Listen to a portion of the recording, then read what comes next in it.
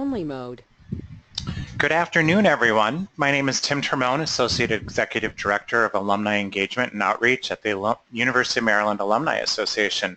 We appreciate your time today and hope that you will find other ways to engage with the university through the variety of programs we have for our alumni across the U.S. I am pleased to introduce Alison Cardy, author of Career Grease, How to Get Unstuck and Pivot Your Career. She is a career coach who has guided hundreds of people to innovative and functional career solutions. She is a practical advocate for achieving your heart's desires, improving your work week, and making a difference, all while keeping an eye on your financial success. Alison's work has been featured on Monster, Forbes, and in the Washington Post. She is a certified coach and a graduate of the University of Maryland's Smith School of Business, class of 2006. Her career coaching website is www.cardycareercoaching.com. We will be taking questions, so type any questions you may have in the questions box on your pop-up window. Alison will answer as many of these questions as there is time for at the end of the webinar. With that said, I will turn over the presentation to Alison. Thank you. Thanks, Tim, for all the work that you're doing to support Maryland alums and also for your help organizing today's event. And thank you to all of you who came out for this webinar today. Before we get started and dig into the material, I would just invite you to come into this call with me. And by that, I mean, I know things have happened already this morning, and you probably have still things to do this afternoon and this evening. But just as best you can, I'd invite you to come in, focus for this next hour on this really important topic of your career.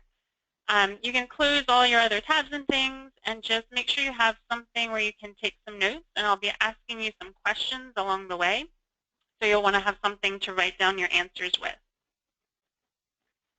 Today's talk is for you if you've been feeling dissatisfied with your career and you've been considering making a change, but you're not quite sure how to go about it.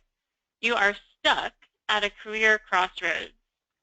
Maybe you feel completely directionless and you're not sure what would be a better fit for you, and that lack of direction is making it hard to move forward.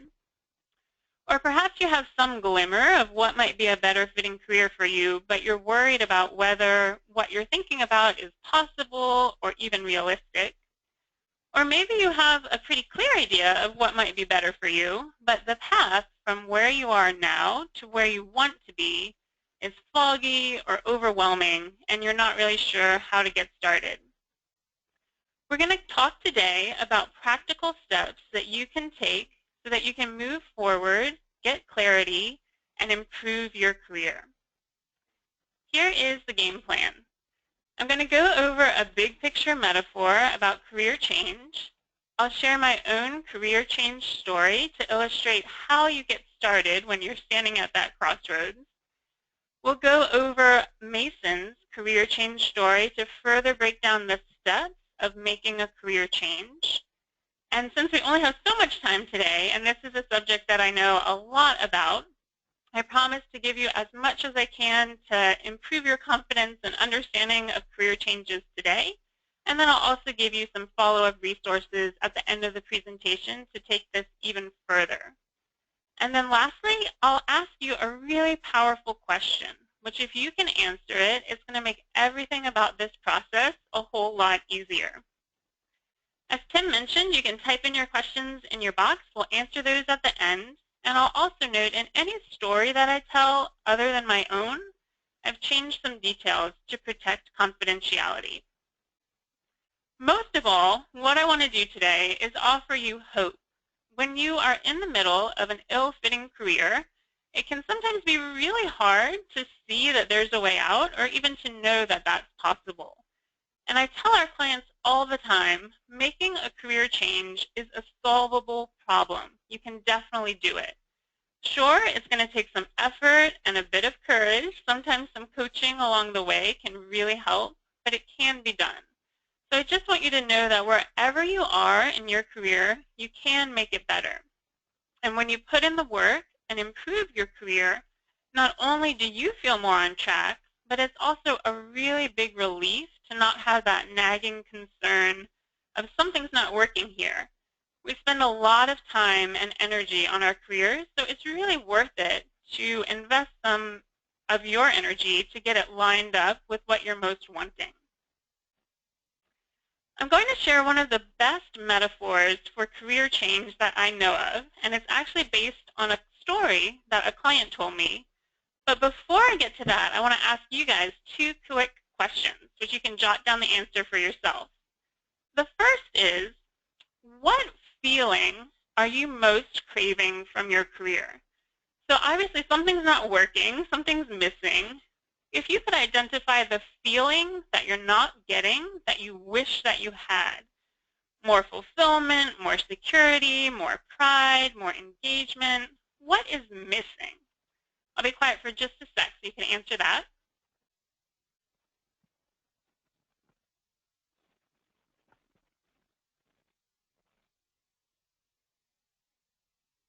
And my next question is, if you had to take that feeling and represent it with a physical symbol, what physical symbol would represent the feeling that you're most wanting from your career? So for example, if you wanted to feel more engaged, maybe you could pick an object that's engaging to you. It doesn't have to be career related. Like for me, I might pick a soccer ball because that's fascinating to me to play soccer. So again, think of a symbol and jot that down.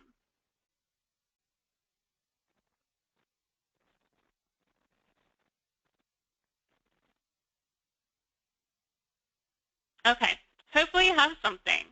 Now I'm going to take you into this career change metaphor.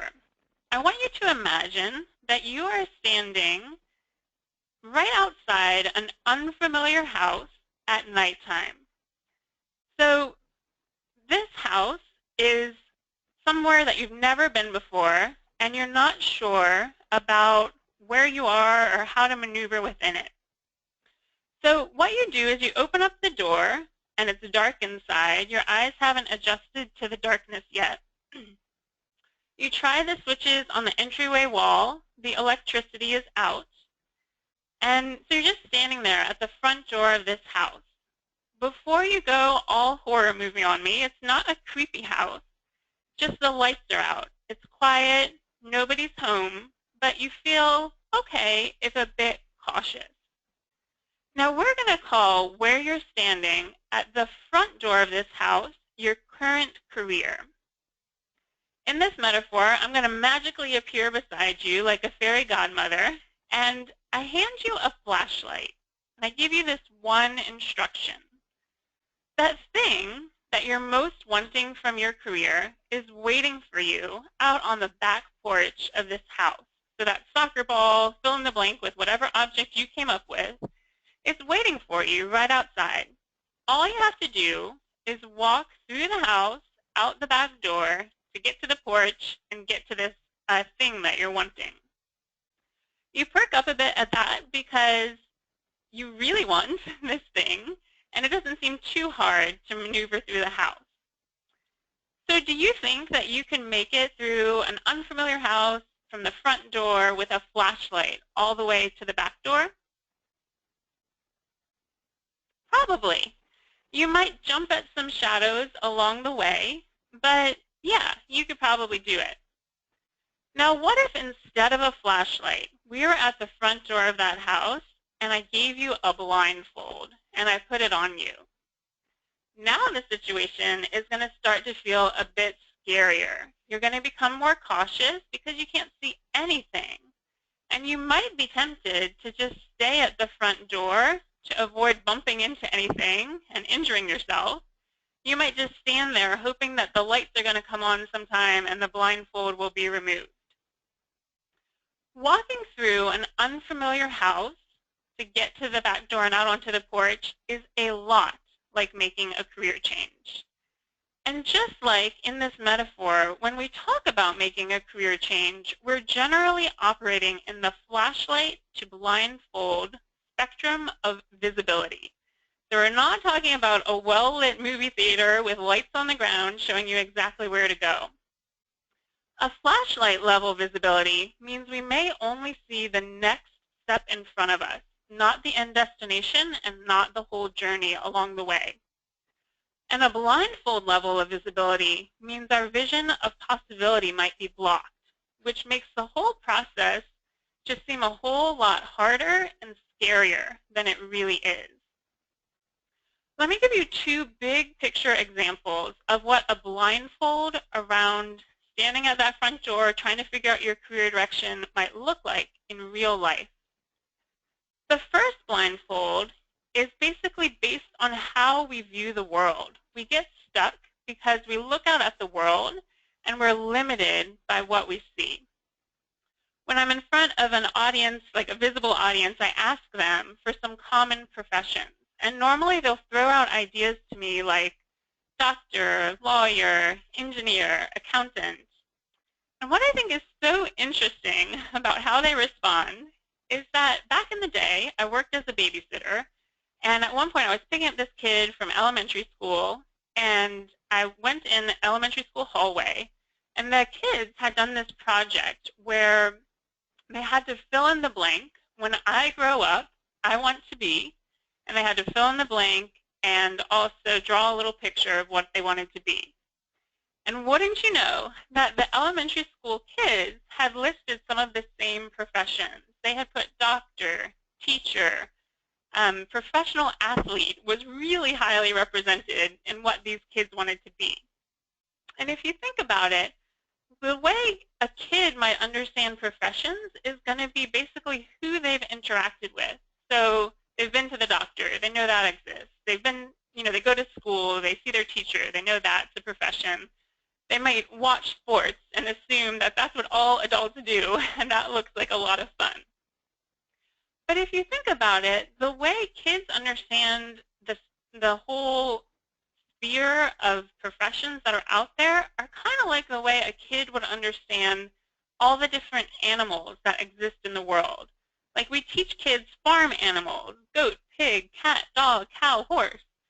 But in reality, there are so many more animals and wildlife out in the world than we really teach kids. And I think a lot of us, when we look at professions, we're looking out at the world with kind of this limited understanding of really what's out there and how many possibilities actually exist. I've worked with so many clients, hundreds of people at this point in time, and they have come from many, many different industries. There are different jobs in every industry. I've also spoken to a ton of professional organizations, more than I bet you guys could name, just off the top of your head. So I want you to know that there are many more possibilities and job opportunities in the world than you might be realizing. This lack of vision, lack of understanding what's out there can show up in a lot of different ways. I just have one quick story. We had a client, Mark, who came to us thinking that he wanted to open up a bike shop because biking was a hobby of his. He enjoyed it. He was familiar with it. But he just thought and dreamt about it, and he never really moved towards it. Now, popular culture often emphasizes, go for the dream. But as we started working with Mark, we learned that his dream actually had some flaws. As we got to know him, we learned that he hated direct sales, he enjoyed working in quiet spaces alone, and he really preferred complex, creative problem solving, not maintenance-oriented tasks. So if you match up those preferences with being a bike shop owner, you can see that he might not have been, that might not have been a good fit for him in day-to-day life. So we dug into the underlying desire behind why was he thinking he wanted to open a bike shop. And as we talked to him more, we found out that he really, really wanted flexibility. He wanted flexible working hours, control over his schedule. And he had an assumption, probably false, that owning a bike shop would give that to him. So through our work with Mark, we helped him to see new opportunities that hadn't ever crossed his mind before that would give him that underlying desire of flexibility and also be a lot better fit for who he was. And once he latched onto an idea that actually met who he was and what he most wanted, flexibility, then he was able to move forward. But the underlying problem he was having was that he wasn't aware of other possibilities for flexible work before, so he was just latching on to this one thing that he knew about, but it wasn't quite right. So the first blindfold is that we don't see all the opportunities in the workforce that are available to us. We see our own little cubicle, our own little corner of the world. Maybe we know what our family and friends do, but that's about it. And that can keep us stuck and not seeing what else is out there. The second blindfold that comes up is we're blind to our own capability. This is a really subtle point, but super important. Let me break it down to you, or break it down for you. Generally, when something is not working in our career, it's going to affect our confidence, our energy, our enthusiasm, and our sense of ourself. So if you're working weekends and like driving yourself to burnout, if you're totally bored and you haven't been challenged for quite a long time, if you have a crazy manager who is sending you mixed messages about how you're doing in the workforce, maybe you're not making a great paycheck, any of those things that are driving you to want to make a change are also going to impact your perception of yourself. They're probably going to diminish your perception of yourself. We had this client, Delilah, who I actually write a lot more about in my book, who had a couple things in her career that weren't great, but probably the worst of which was that she had overheard a comment about herself in the hallway. Some other coworkers were talking about her that was really negative. And she took that comment like a knife to her heart. It made her feel inadequate, down on herself, filled with doubt. And when she felt that way, she didn't want to do anything to try to improve her career, particularly if it meant putting herself out there into a job search where she might face more criticism or more rejection. So I really want you guys to be aware of this. The same thing that's driving you to want to make a change may also be impacting your perception of yourself or your energy to make that change. And it's not that you are lacking, it's that your assessment of yourself may be off kilter. This doesn't apply to everybody, but for a lot of people, it really does happen.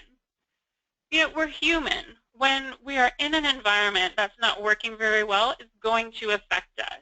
It happens, and it's also addressable. With our client Delilah, we thoughtfully worked through what she'd heard.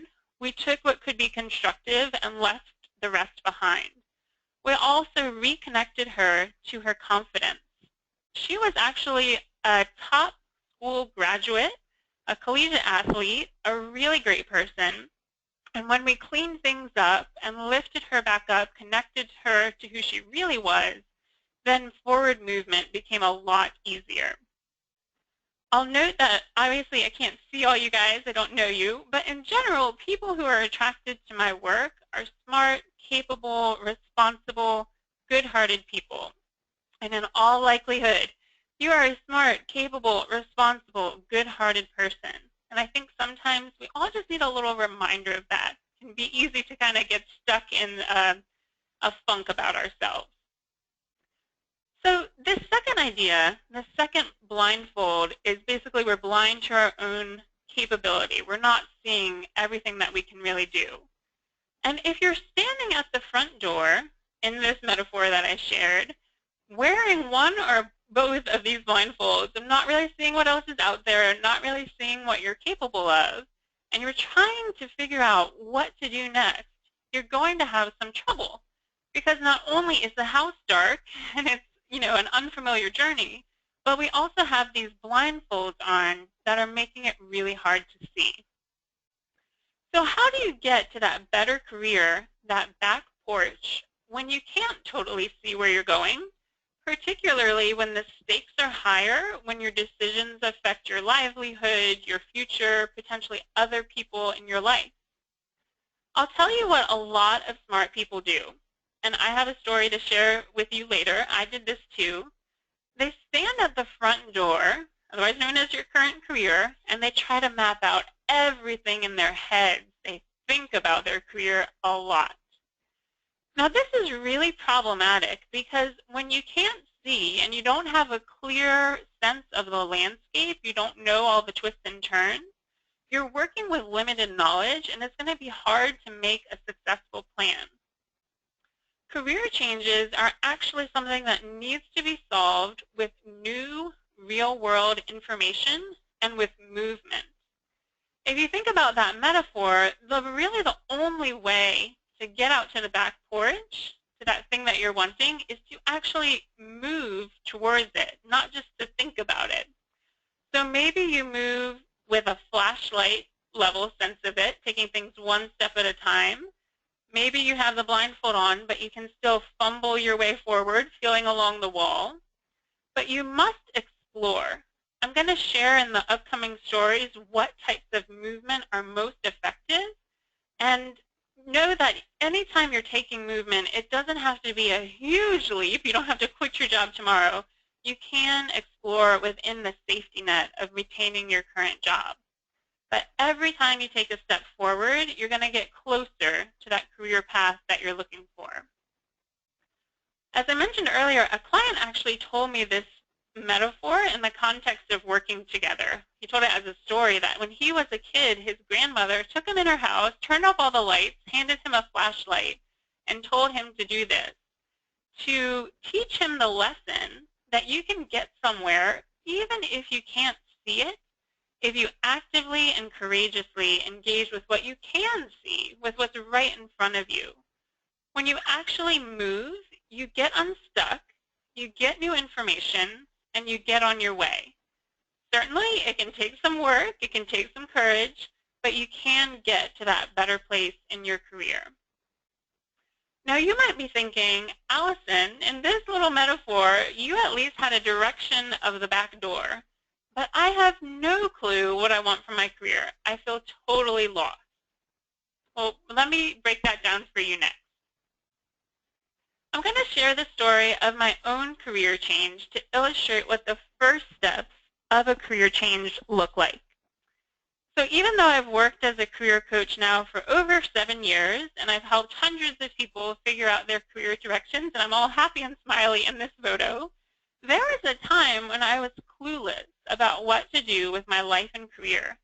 My very first client was myself, and back in the day, I did not know what I was doing.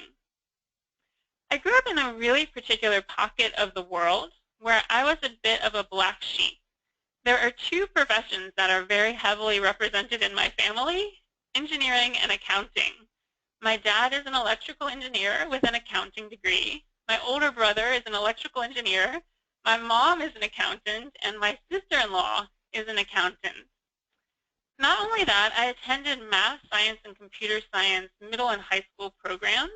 So I was around these smart, dedicated people who I really enjoyed. However, while my classmates were out programming in their spare time, in my spare time, I would watch Oprah, and I would read a ton of self-help materials. I loved to journal and try to figure out how to improve my life. But I never talked to anybody about those things. I just kind of did them. I think like a lot of people, I didn't put too much thought into my career when I was in high school. I didn't really have a plan for college, but my parents had a plan, as parents often do. My mom had actually gone through a career change from teaching to accounting, and it was a wonderful change for her. And I think my parents wanted to save me, kind of ironically, from having to make a career change. So they said, well, why don't you just start in accounting? It's a good paying field. There's lots of job prospects. Your mom likes it. Whatever could go wrong? So that's what I did. I got a degree in accounting. I worked as an accountant. I started dating my now husband, who, of course, has an engineering degree. And I was really miserable in those early accounting jobs. I could do them, but I didn't really like the work. And I always like to put an asterisk here and say that while I didn't like accounting, it is a wonderful field that can be a great fit for folks. But for me, like I said, I had watched a lot of Oprah. And Oprah said, find your passion, follow your passion. And I knew that I was not passionate about accounting. In fact, I actively disliked it. At the time, I was working as a government auditor So I saw a lot of basements. I took samples of financial statements. I was really bored. I clicked all the clickbait. Like I was really up on my celebrity gossip at that point in my life. And I remember at one point my husband sent me a little picture of a frog hanging from a tree branch. This is my frog representation. I couldn't find the photo. And the frog, the caption said, "Hang in there." And it was right on point because I was struggling. I was so worried that this dull life was going to be my entire future, and through the melodramatic lens of a recent grad, that seemed too terrible to contemplate. So there I was, just like that metaphor I told, standing at the front door in a particular career path, wanting something different and so utterly clueless about how to go about it. Not to mention, there was a fair amount of pressure from my family to stay put where I was. I tried to figure things out on my own. I researched on the internet. I looked into graduate school. I looked at jobs. I thought about my career a lot. I tried to map things out. I was cleaning out my closet a couple years ago now, and I found just notebooks of churn, printouts, and notes that I never did anything with. And this went on for like 2 years. And I'll note in my professional experience, it really isn't uncommon for people to stay in that crossroads place for a year or more. I've seen people up to a decade or longer just feeling stuck. Now, at that point in my life, I didn't ask anybody for help because I was so scared that they were going to try to talk me out of what I really wanted. My family had such a strong agenda for me. I didn't know that it was possible that you could talk to people who could help you from an agenda-less place, which is actually what my team and I now create for people. I often tell our clients, we care about you, but we don't care what you do. We're not selling one solution as the answer. We just want to help you to get what you most want. Well, after a lot of angst and frustration, I made an important switch in my strategy that changed my future. I switched from thinking about my career to actually taking real-world actions to help me get more information. I had a hunch that I liked people stuff and writing. How those things would translate into a career, absolutely no clue. I was at that front door with the lights out. But I decided to use those interests as a general direction, and I began moving towards them with baby steps. I think a lot of people get tripped up here because we want to know the specific destination right at the start. But all you need to get started is a general direction and a willingness to put yourself in new situations. Movement is really clarifying. Even if you bump into a wall, you go down a road that's not going to work, that at least gives you the opportunity to learn that the wall is there or that that path isn't going to be the right fit for you. As a quick aside, there's one other thing that is really helpful around the whole idea of career change that I totally missed when I was working through my own process, but it's really clear to me now. And that is just the idea that if you focus on the indirect action of building and maintaining your network, you try to surround yourself with people who are supportive and helpful, and you try to help them as you can. It's not going to directly help you figure out your career, but having that support around you really makes a difference. I think there's a myth out there that we should be able to do everything ourselves, but in reality, nobody makes it alone. And it's really important to take some time to pay attention to feeding your network. I know you've all heard that before, but let me just hit that one more time for you guys. I know for me it was something I really had to consciously prioritize because life gets busy. We have work, social lives, going to the gym, watching an entire season of House of Cards in one weekend, and it's really easy to neglect this simple idea of building and feeding our relationships.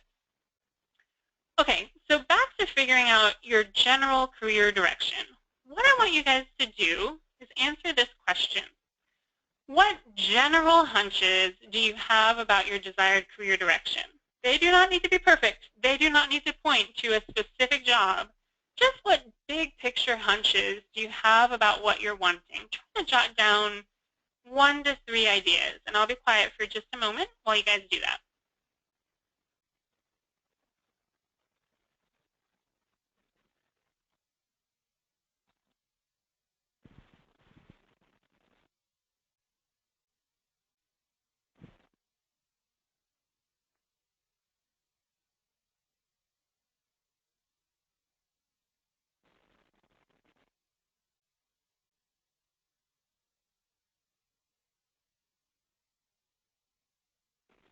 Okay, hopefully you have something, or else you just wrote down the question and you can take this after the webinar to take a little more time with it.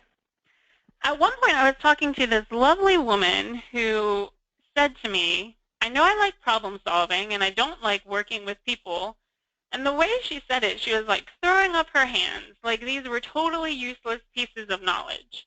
And they are general statements. They don't point to one specific job. But if you think about the whole universe of jobs, they do actually narrow things down quite a bit. Something that's really customer-facing or team-oriented probably wouldn't be a good fit for somebody who doesn't like working with people. And someone who loves problem-solving, maybe a more technically oriented job would be a good fit.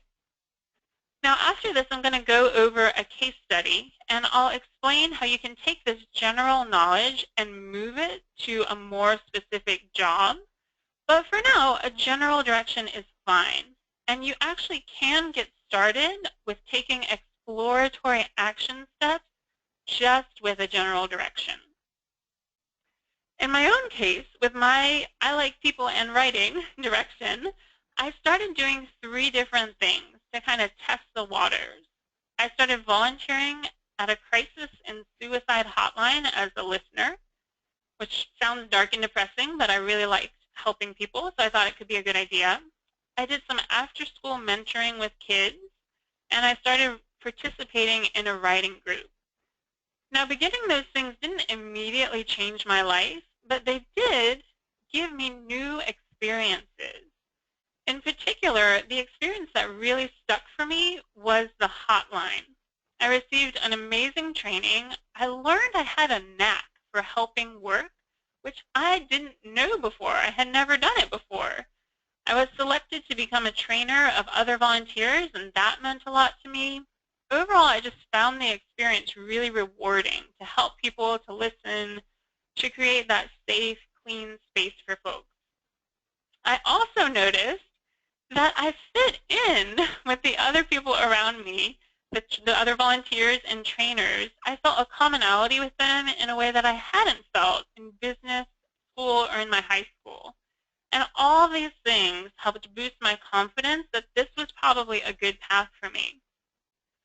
Now, I didn't know where those first real-world steps would lead when I took them, but that experience at the hotline, that movement, was really the catalyst that led me to coach training and the many, many, many steps I've taken since then to get on the path that I'm on now, where I now specialize in this process of career change. I lead a team of coaches who do this work, and I have a total 180 on my daily outlook and sense of the future. I actually like my work. I wake up enthusiastic and ready to get started. Of course, some days there's stress and long to-do lists, and everyone in general has good days and bad days. But I do feel a lot more challenged, engaged, and fulfilled in what I'm doing. I love the people in my world, both my team and my clients, and it's really night and day from where I started as an accountant. And I feel a lot of gratitude to my past self for her courage and willingness to fumble her way forward, taking step after step to get me here. It took our first client, me, literally years to figure out my career. Now, with our clients, we get their career direction sorted out in 1 month for clean, straightforward cases to 3 months for cases where there's more work to do to remove some blocks. My case would have been a 3-month case because of the family pressure and some judgments I'd inherited about working in a helping profession that just would need to be addressed before I could move forward quickly. And that's not to say we get folks perfectly settled into a new career path in a month or 3 months. Obviously, things take time in the real world. but we are very successful at clarifying our clients' career direction, getting them headed that way, removing stumbling blocks, and eliminating that standing at the front door, feeling totally lost and unsure how to get started phenomenon. So how do you go from, okay, I have this broad, vague direction, to translating it into something more concrete? Let me share Mason's story to help break it down. Now, I'll note I picked this particular story because it really illustrates the big picture framework of why career changes happen, not because it's representative of every client that we've ever worked with. We work with amazing people all over the world in different stages of life, from every industry imaginable, from a VP level tech professional to a defense contractor to someone doing marketing for associations to a mom reentering the workforce.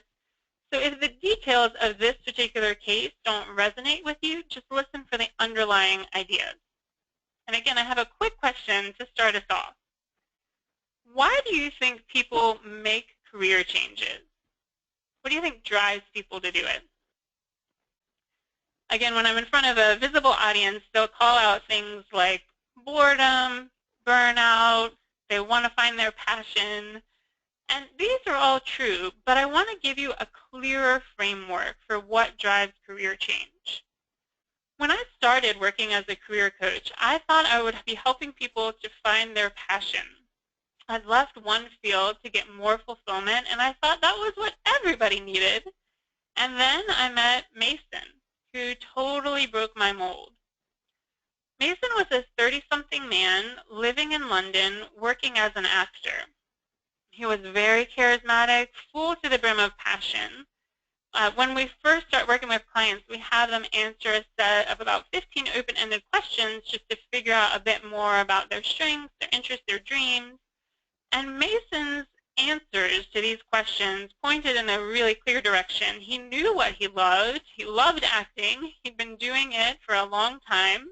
And he found the whole process very engaging. The creativity, the expression, the attention, loved it all. And if you looked at Mason from the outside, from the Facebook posts and how he was presenting himself, it would look like he was killing it. He was doing something that he loved. There were red carpet photos and exciting announcements. So why was he coming to me, a career coach? It was because beneath all the outward presentation, Mason was not making any money. In fact, he was still relying on his parents to support him. And as you can imagine, when you're in your early 30s, still relying on your parents for money, it's going to come with some ramifications. There are a bunch of boundary issues and expectations from his parents that went along with that financial support. Mason felt powerless and frustrated in the midst of this situation. He had invested so much in his acting career that in a way he was trapped by it.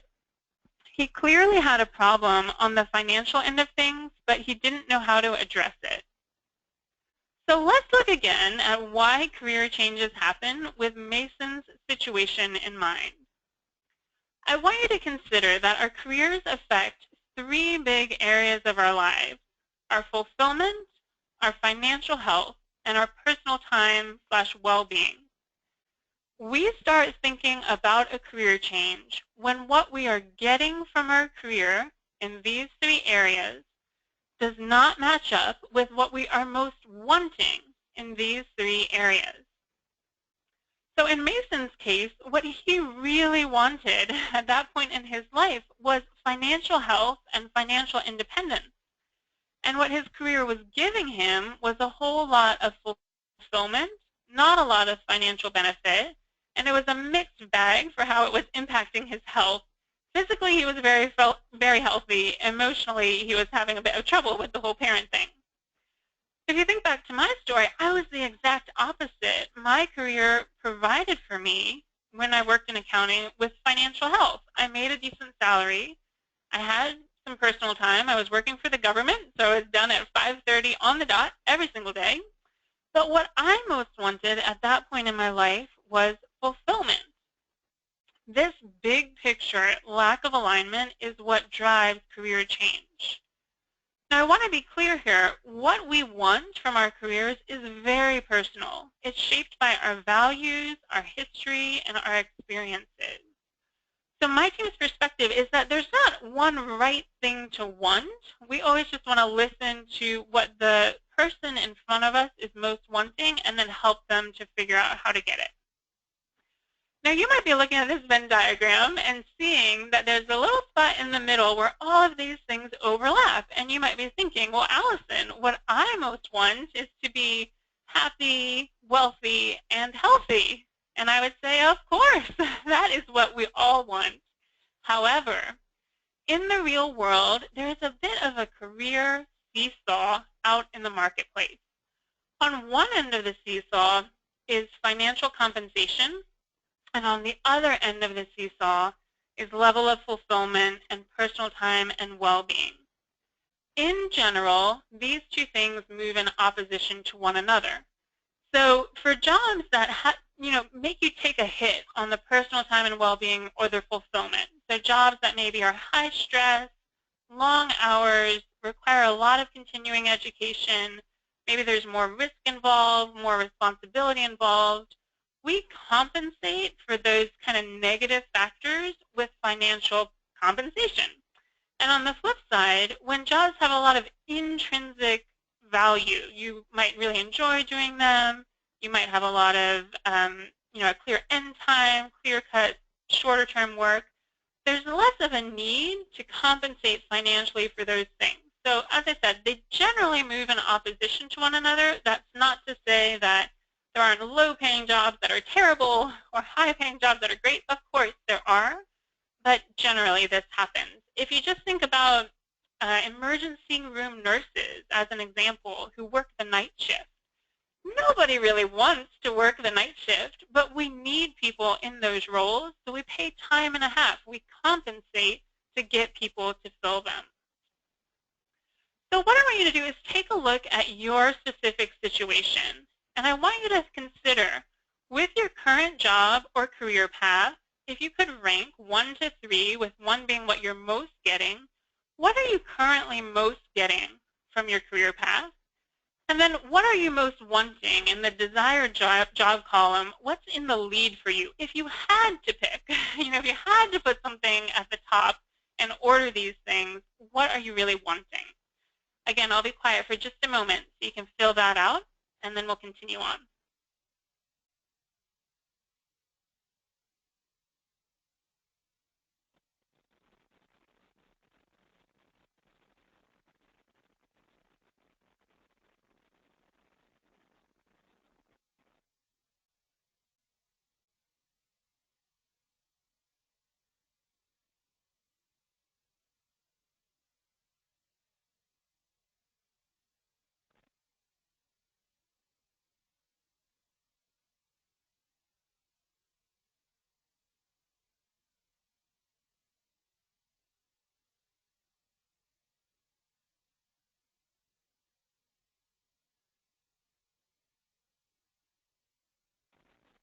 Okay, hopefully you've taken a stab at it. And I do want to reiterate, it is really okay to want whatever you want. If you want a simpler life, a busier life, more fulfillment, more financial health, more time with your family, whatever you want is okay, and I think it's really worth it to try to get what you want. I'll also note that what you want might change over time, so you'll just need to course correct when that happens. With this framework, it can be really clarifying to see where you are and what is driving you to be wanting to make a change. And if when you filled out this little table, you saw that what you have matches up with what you want at a big picture level, then that's good to know too. Maybe it's an environmental issue like office politics or a commute, not the actual career path that's driving your dissatisfaction. So let me finish up Mason's story. When a client works with us, the first session is a 90-minute deep dive where we ask them a ton of questions. It's sort of like taking an out-of-focus telescope and putting it into focus, figuring out what this person wants. And in Mason's case, during that session, I was also trying to figure out what was causing him to have such an issue about being trapped as an actor. If he wanted to make more money and that was clearly so important to him, why didn't he just go get a job and make some more money? Well, it turned out Mason had a belief that he was either going to work as an actor 100% or he was going to entirely throw away his dream. So he was seeing it as like black and white. Either I'm going to be a star or I'm not going to do anything with it at all. So that way of thinking about things was making him cling to acting and block out all other possible sources of income. For him to get what he wanted, which was more financial health, we really had to question this. Was it true? Do you have to be all or nothing? Would it be possible to earn a supplemental income and still pursue acting? Mason and I worked through a really systematic process that helps to question this type of mental thinking or block. It's really gentle, and it gives your brain a chance to catch up with things and figure it out yourself versus being told, which can be really hard to hear. So we worked through this process, and Mason caught on that maybe it wasn't such a black and white thing. I remember him saying to me, people have been telling me forever that I should just go get a job, but this is the first time I could actually hear it.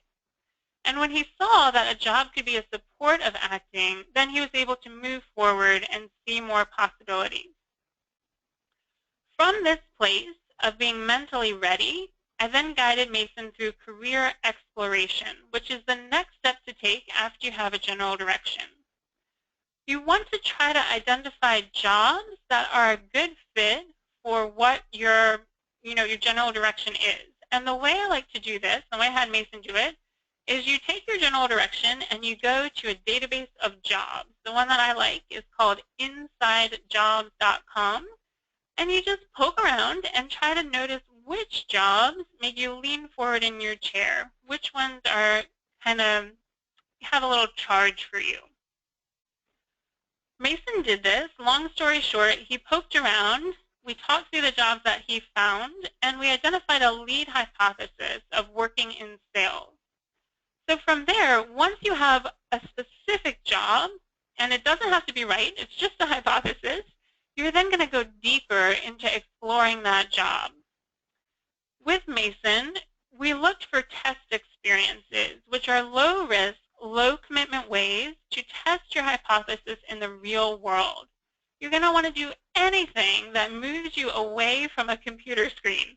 So maybe that's talking to somebody who's in that job, going to industry events, volunteering for that type of work. Anything that puts you closer to a real-world experience of the job so that you can check your hypothesis. Am I on the right track or not? Mason felt like he was on a good track, and he moved on to job searching, and he eventually landed a flexible gig so that he could still have time for auditions as a salesperson for a local plumbing company. And there was a little twist in his case. The head of the company had actually been looking into running television ads, and when he learned that Mason was an actor, he cast Mason in the ads. So Mason continued pursuing his acting career on the side as well, and he was also finally building his nest egg, which was what he'd come to us in the first place for. Now, I went quickly there, so I just want to recap the really specific steps that you want to take to figure out your career. First, you want to be willing to take action in the real world versus just thinking about things. You need to identify a general direction that you're interested in and your priorities. You want to match up that direction to potential jobs, make a hypothesis, explore that hypothesis with test experiences, and then repeat that until you latch on to a path that feels good to you, at which point you'll move to job searching.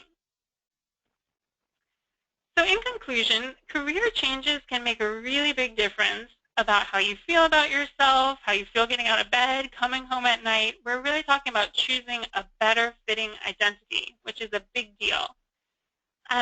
We're almost through with today's material. I just want to very quickly offer you some follow-up resources to go deeper with this. Then I'll ask you one powerful question, and then we'll take questions from you guys. The first resource is for you motivated do-it-yourselfers. It's totally free. It's a weekly e-course where you get a reminder of some step to take to improve your career. You can get that at cardycareercoaching.com/ecourse.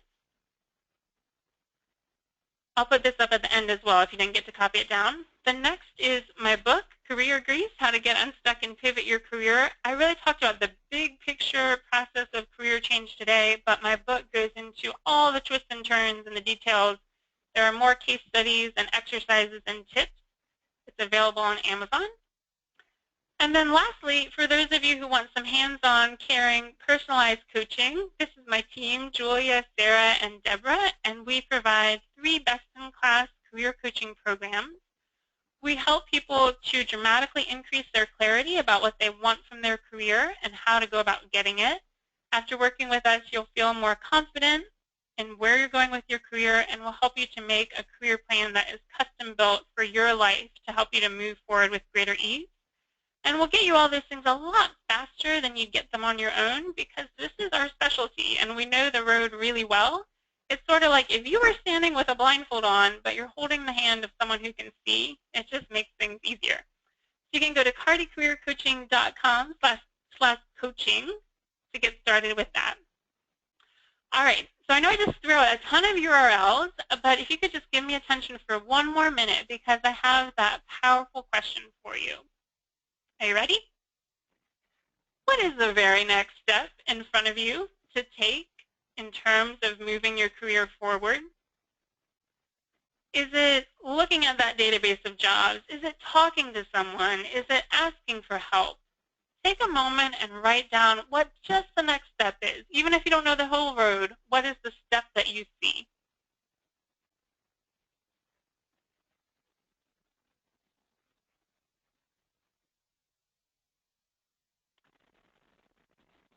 I know that we covered a lot today, and you're not going to retain everything, but please take that step and put it on your calendar. Make it a priority. It's not going to accidentally happen.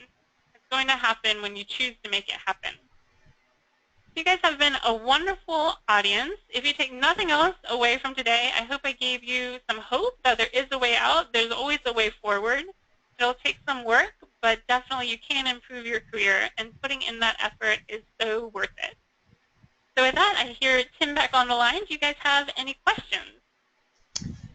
Alison, thank you very much. We appreciate it. And I just want to remind everybody that's still on the line that we do have 20 of Alison's book, Career Grease, that we're going to be giving away for everybody that attended this live webinar. So when you see an email from me tomorrow in your inbox saying that you've won a book, please provide the information so that I can get it sent out to you as quickly as I possibly can. Those of you that were unfortunately not able to win a book, I hope that you go out and purchase Alison's book so that you can get unstuck and pivot your career. So we've had a few questions. I've encapsulated what I think is maybe like 2 or 3 main ones, and then it looks like a few more are coming in. We'll see how many we get through. So the first question came from a couple of people that basically said that they were in a funk. They know that they need to make a change, but they don't know why they want to make the change. They just feel they need it. What advice would you give them? Yeah, let me think about it.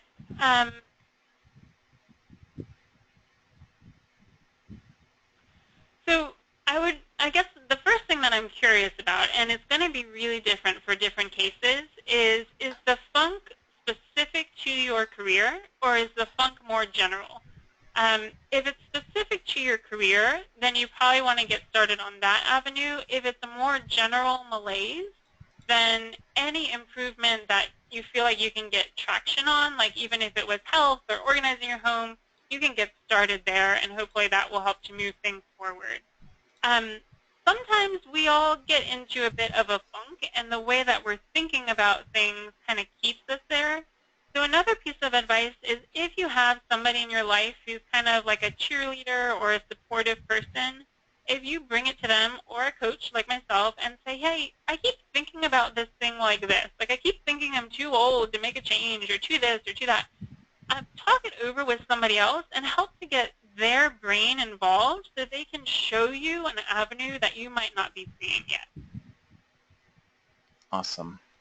A couple of people have asked, they really want to completely change the industry that they're in, and it looks like they've tried the networking route with little success.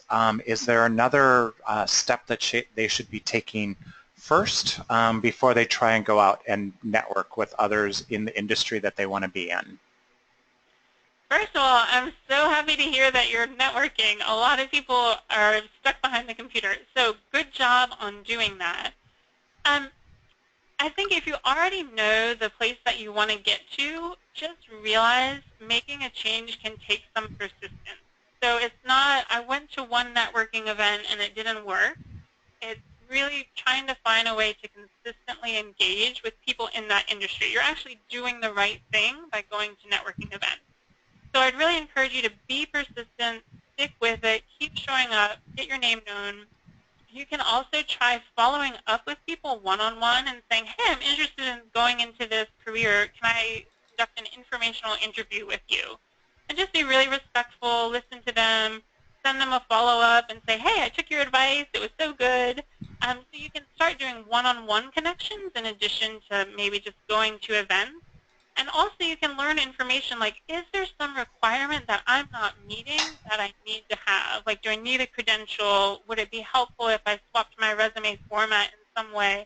To really ask people who are in that industry for some sense of if there's anything that you don't have that you could get to boost your credentialing. And then also, like I said, be persistent, really stick with it. I had one client who um, had a very specific organization that he wanted to work for, and he wound up reaching out for and getting informational interviews with almost everybody in that organization. And you can bet that they took notice and he got a job there. So really stick with it. Great. This came in from a few people, and I hope I encapsulate this correctly, but it sounds like people maybe in the 50 to 55-year-old range that have been trained as or have been doing something for decades, and they've got 10 years or so left with their official career, I guess, and they just can't do it anymore. Where do they start, knowing that they're kind of in the twilight of their working career, but knowing they can't do the same thing they've been doing for the next decade or so? Great question, and I think a lot of people hit that point where you're just tired of that one particular career path. So something that I want you to think about is we did that chart of what is your priority right now, and I'd really encourage you to think carefully. Is it I really want to hit a certain financial goal so that I can move on to a retirement career or whatever, or do I really just want to feel fulfilled right now? So really know your priority. And then from that place, you don't have to think about it as switch in one fell swoop. You can think about what is my short-term plan and what is my long-term plan, and hopefully that will help you to feel more in control. Like maybe say, okay, short-term, I'm going to work this job one more year, save as much as I can, and begin moving and exploring that next thing that I want to be doing and building my network, talking to people. And then you can have that long-term game plan of I want to make that switch. So try to break it down. It doesn't have to be such a huge thing. Try to find the short-term game plan that will keep you sane, and then the bigger long-term goals that you want to have. Great. And I think we have time for one more question. And again, it's kind of encapsulating a few people's comments. It's like, how do I re-energize myself? It sounds like a few people may have been out of work for a while and feel like they've just kind of been sitting still. Others, it sounds like maybe they've been in the same position for longer than they had hoped for and haven't quite figured out how to kind of like make that first leap, I guess. Great question. So it is tricky if you have been in a place where you're out of work and that will take, that will just take an emotional toll on you, or even you've been in a job that's boring and you're just stale and you haven't been challenged. That's the thing as well. So There are a couple of things that you can do. One is I'd really encourage you to look back over your history and try to remind yourself of challenges that you've met and overcome. So even if your short-term memory of what's been going on is like, oh, I'm just sitting on the couch, what have you accomplished? You have overcome challenges and solved problems in the past. So really remind yourself of those things just to get a confidence boost. Another thing that you can do is try to find something that will challenge you um, and just get you a bit of more reinvigorated. So maybe that's a volunteer experience, maybe that's helping out with your kids' school thing, something where you're going to have a challenge and you can succeed at it. That's going to help your mental state and carry over into whatever next career path you pick as well. Great. I appreciate your insight, Allison. We got a lot of comments saying that it was a great webinar, so we really appreciate your time. That's all the questions we have for today. If you have any follow-up questions for Allison, she's provided you with some information on how to get a hold of her, and I hope everyone has a great rest of their afternoon. Thanks, and go Terps!